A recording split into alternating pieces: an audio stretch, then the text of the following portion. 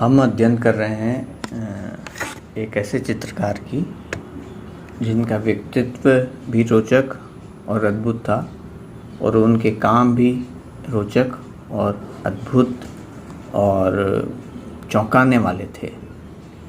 उनका नाम है सल्वादोर डोमिंगो फिलिप जैक्टिनो डाली, जिनको हम सल्वादोर डाली या डाली के रूप में जानते हैं। डाली एक ऐसे कलाकार के रूप में उभर के आए जिन्होंने अति यथार्थवाद को, जो सरलिज्म है, उसको एक ऐसा मुकाम दिया कि आज हम कला के क्षेत्र में, खासकर पेंटिंग, फोटोग्राफी, इसके क्षेत्र में अति यथार्थवाद के रूप में डाली को ही जानते हैं। हालांकि वो और कलाकार भी रहे और अति यथार्थवाद खाली चित्रकला से ही संबंधित नहीं था, वो अन्य विधाओं से भी संबंधित था।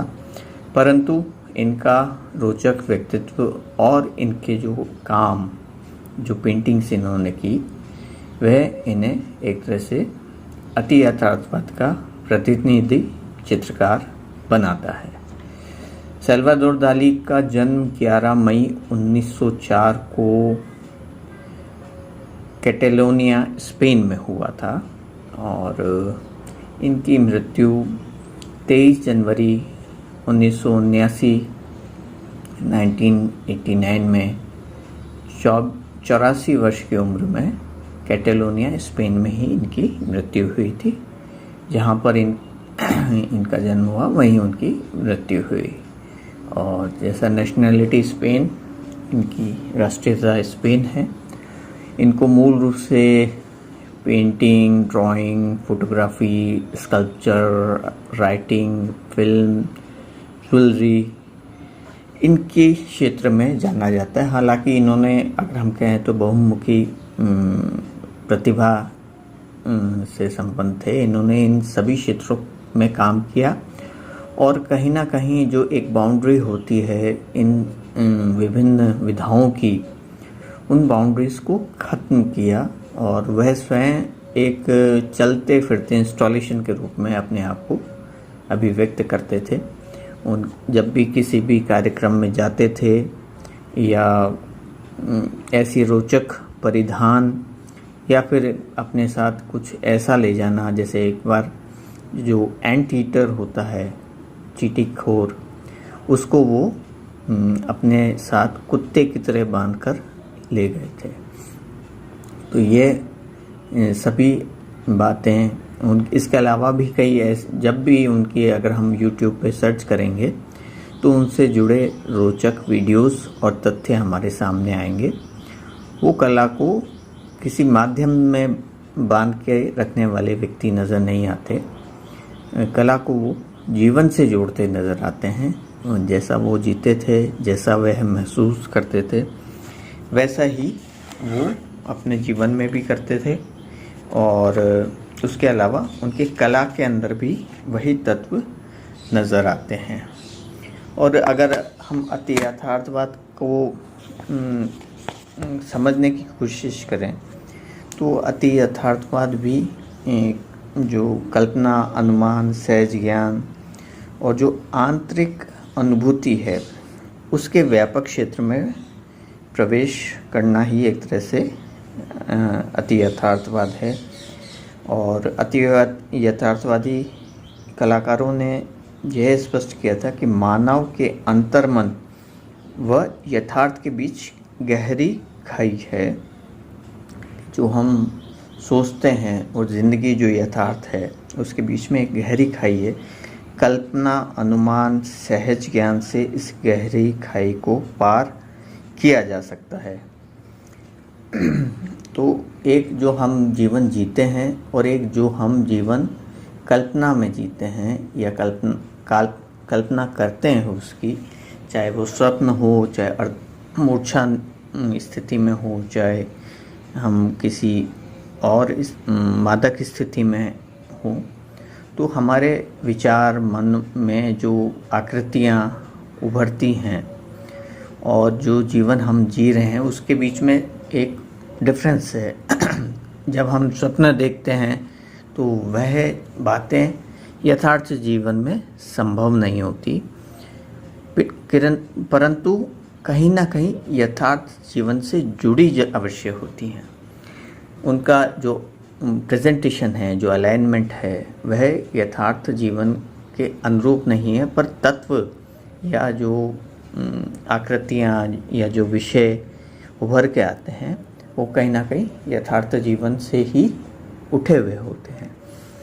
तो इन्हीं बातों को अति यथार्थवादी कलाकारों ने अपनी कला का मूल स्रोत माना।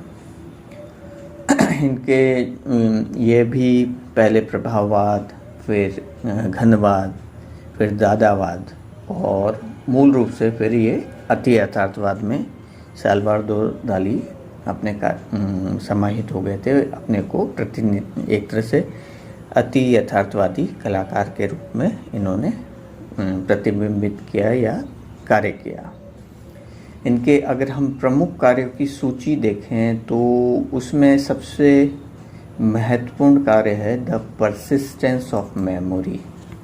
इसके अलावा भी बहुत सारे कार्य हैं जिसमें persistence of vision, premonition of war, the burning giraffe, बहुत सारे ऐसे कार्यों की लंबी सूची है, फहरिस्त है, जिनसे हम उनकी कला को जानते हैं।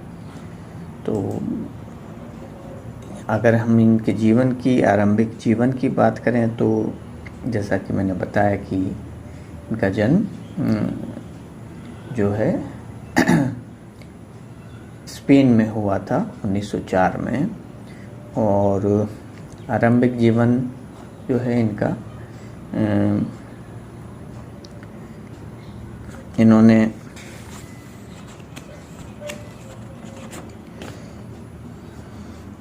शुरू में 1921 में डाली ने कला विद्यालय में प्रवेश लिया था, और उसके बाद ही कुछ समय बाद इनको उस विद्यालय से निकाल दिया गया था, क्योंकि जैसे मैंने बताया कि ये बड़े ही विचित्र से व्यक्तित्व के धनी थे। तो इन्होंने एक तरह से ललित कला की औपचारिक शिक्षा शुरू में मैड्रिड में प्राप्त की, और उसके बाद ये विभिन्न कला आंदोलन जैसे क्यूबिज्म, इम्प्रेशनिज्म के प्रति आकर्षित होते चले गए, और 1920 के दशक के अंत में अति यथार्थवाद के करीब चले गए, और 1929 के आसपास ये सलिस्ट जो ग्रुप था उसमें शामिल हो गए, और जल्दी ही इसके प्रमुख प्रतिपादक बन गए। उनका प्रसिद्ध काम जैसे मैंने बताया द परसिस्टेंस ऑफ मेमोरी 1931 में पूरा हुआ। ये सबसे प्रसिद्ध सरलिस्टिक चित्रों में से एक है। और डाली जब स्पेन में गृह युद्ध हुआ तो फ्रांस में पूरे जब स्पेनिश गृह युद्ध फ्रांस में रहे, और 1940 में संयुक्त राज्य अमेरिका के लिए वहाँ चले गए थे, संयुक्त राज्य अमेरिका, जहाँ उनको काफ़ी सफलता मिली व्यावसायिक दृष्टिकोण से। और 1948 में वह पुणे स्पेन लौटे, और वहाँ उन्होंने एक कैथोलिक धर्म में अपनी वापसी की घोषणा की। शुरू में ये धर्म के प्रति आस्तिक नहीं थे, परंतु फिर 1948 में कैथोलिक धर्म के प्रति इन्होंने वापसी की घोषणा की, और अपनी परमाणु रहस्यवाद शैली का विकास किया, जो क्लासिकल रहस्यवाद और वैज्ञानिक विकासों में उनकी रुचि पर आधारित थी। डाली के कलात्मक प्रदर्शनों में अन्य कलाकारों के सहयोग से कई बार पेंटिंग, ग्राफिक्स, फिल्म, मूर्तिकला, डिज़ाइन और फोटोग्राफी भी शामिल थी। वह अन्य कलाकारों के सहयोग से ये कार्य करते थे। उन्होंने कहानियाँ, कविता, आत्मकथा, निबंध और आलोचनाएं भी लिखी। उनके काम के प्रमुख विषयों में सपने, स्वप्न, अवचेतन, कामुकता, धर्म, विज्ञान और ऐसे उससे निकटतम व्यक्तिगत रिश्ते, मतलब अपनी ज़िंदगी से भी संबंधित विषय उन्होंने पेंट किए। और फ्रैंकोइस, ये हमने उनके जीवन से संबंधित कुछ बातें, प्रारंभिक जीवन या उनके जीवन से संबंधित कुछ बातें पढ़ी, और नेक्स्ट लेक्चर में हम उनके कार्यों के बारे में विवेचना करेंगे। धन्यवाद।